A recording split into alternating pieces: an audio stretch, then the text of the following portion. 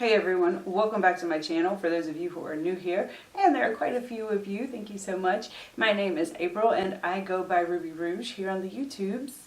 I just recently hit a subscriber milestone of 1,500. I'm so appreciative that there are so many of you who would be willing to subscribe and show support for my channel. It truly is the coolest thing and I just can't thank you enough. Today's video is a foundation review. I picked this Tom Ford Traceless Stick Foundation up primarily because it was silicone free. I had been seeing it for a while, but to be honest, the price tag of $88 is really too much for me. But it is silicone free and people rave about it. And I have a YouTube channel, so I kind of just justified it. And so here we are. And today we're going to review it. I don't wear silicones or oils. I talk about this a lot on my channel because I get little like textury bumps that eventually turn into cystic acne after a while. I know there are people who would disagree with that, but you know what? It's my skin. I can remove those two products. My skin stays clear. I can add them back in. My skin starts breaking out again. So I've been doing this for many years, much trial and error. Now let's get into the actual review of the foundation. Upon the first application, my first thought was pure 4-in-1 stick foundation. It's one of my favorite foundations. I wear it all the time. It's my wintertime foundation and I've worn it for years, probably 3 years or 4 years now, maybe just 3, but. So I decided I just wanted to compare the foundations, and by the comparison, I think that you'll get enough info about the Tom Ford foundation to decide whether you think it might be something you would like to try or whether it's something you think you could pass on. I got the shade 2.0 Buff, and I can't believe how good of a match it is for me. I picked this up on the internet because of things that are going on in the world that need not be named, and I'm not really sure anywhere around me would actually carry this Tom Ford foundation anyways. I honestly, I can't think of anywhere. My Macy's isn't super high-end, so it's just not a high-end area. I couldn't believe how good the match was. So thank you to people who do swatches on the internet, because it was random internet YouTube swatches that helped me way more than the professional photos on the actual company's websites. Those photos I would have picked, based on those photos, I would have picked the wrong color, I believe. The price of the pure 4-in-1 foundation is $34. So it's for 0.3 ounces, but that it can also be found on sale pretty often at, you know, either their website or the Ulta website. That equals out to about $113 per ounce. The Tom Ford foundation is $88 per 0.5 ounces. That equals out to about $176 per ounce. Just as an idea, it takes me almost a whole winter, so about 4 months to get through roughly one stick. So it does, the pure 4-in-1 foundation lasts me a while. I don't know about the Tom Ford. Pure is available in 22 colors. Tom Ford is available in 39. Both foundations seems to cover like a really good range from light to dark, but I'm not going to go too much into that because, you know, I can only be an authority on my personal skin tone. I prefer to use 2 colors of the pure foundation, although I can get away with just wearing the medium one. But I like to do the medium and the light so I can get more of like a contour-y type definition. It's cheap enough that I can invest in 2 of them. The Tom Ford, not so much. So here are the swatches for this. As far as application goes, there is a definite difference in the texture of the 2 products. The Tom Ford application is really, really creamy to the touch, and the pure foundation is very, very hard and waxy, especially if it is cold. It's just like, sometimes it's a little bit hard to get started. Because of this, the best application method for each foundation varied just slightly. I was actually surprised at that they had the overlap that they did because they feel so different at first.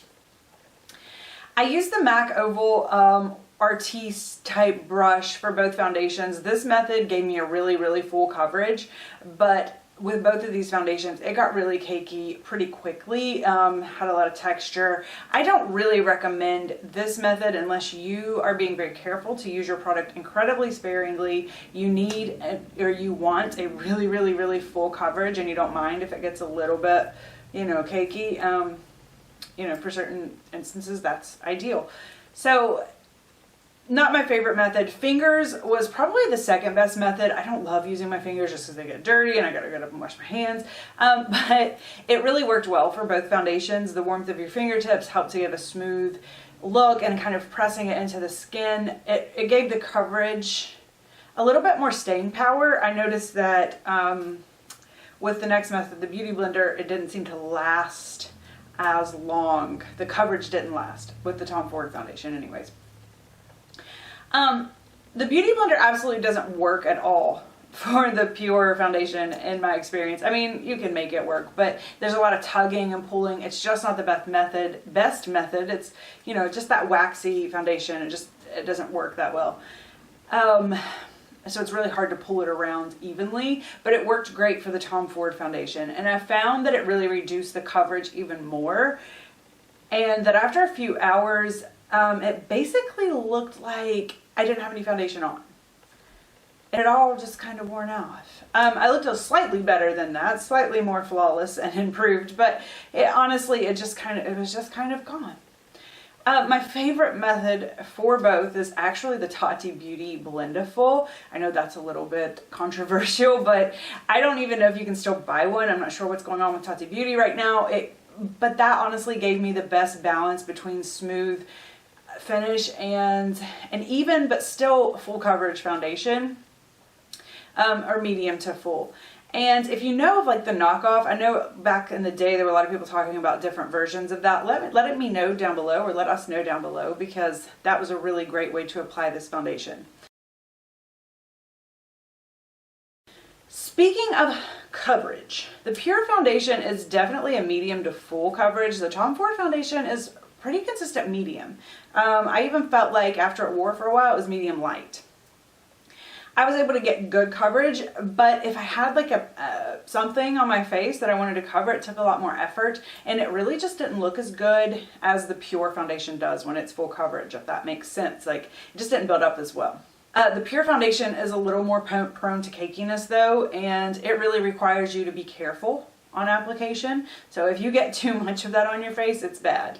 The best way to approach it is with a little bit here, blend it out, rub it in, build it up. So anywhere that you find you actually need more coverage, you can add more coverage in that particular spot. It is a wax, and if there's too much on your face, it will actually start to create its own texture. This is not an issue with the Tom Ford foundation. The Tom Ford foundation is really thin. It gets almost liquidy to the touch. Both foundations for me need to be set with powder, but the Tom Ford foundation more so than the Pure. The Tom Ford foundation, I can't even think about walking out of the house without setting it. The Pure foundation is kind of okay, maybe. I think that this may bring up a really important point, and I have normal to oily skin. So during the winter, when I'm trying these, I'm kind of normal with occasional dryness or oiliness. I never really get dry skinned for long periods of time. So because of the difference in the textures of the foundation, I'm inclined to bet that the Tom Ford foundation is going to be a better bet for drier skin types. I say this just because it's just generally a little bit more creamy. But during the wear test, I was really surprised to realize that I had oil breakthrough at almost the exact moment with both foundations. I was really expecting the Tom Ford to get oilier faster because of the creaminess. I was expecting, you know, like I mentioned before, that it's going to be better for dry skin. So I was kind of expecting it to get oily pretty fast. Does that make sense? And it just didn't. Without powdering, they both are.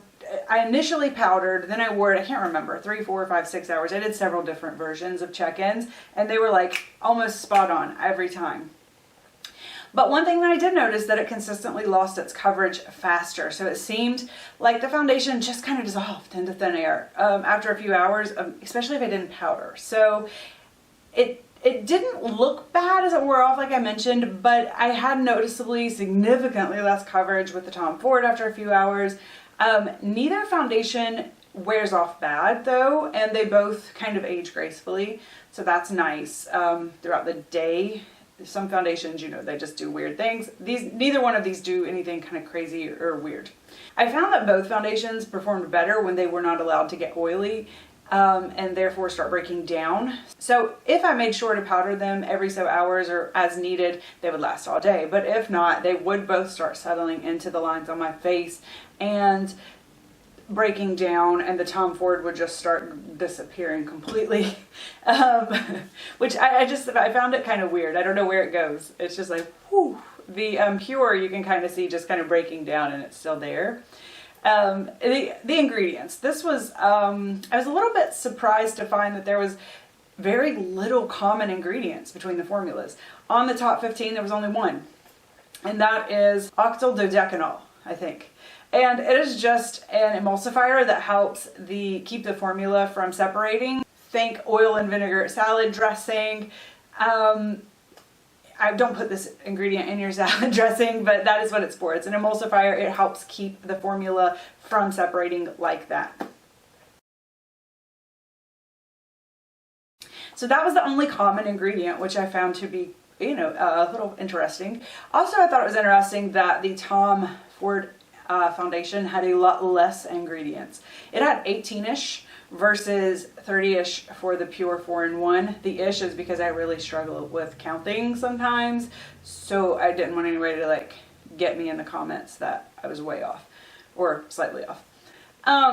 The Tom Ford Foundation also appears to have no silicones, while the Pure 4-in-1 Foundation actually has one really light silicone that I can identify. So there may be more or less. I'm not an expert on these types of things, but I'm not going to try to pronounce this one. I mentioned that I am silicone free, but I don't seem to have a problem with this particular silicone. It's a very, very light silicone, and it usually appears kind of far down in the list, as it does in this Pure 4-in-1 foundation. It is actually the 11th ingredient.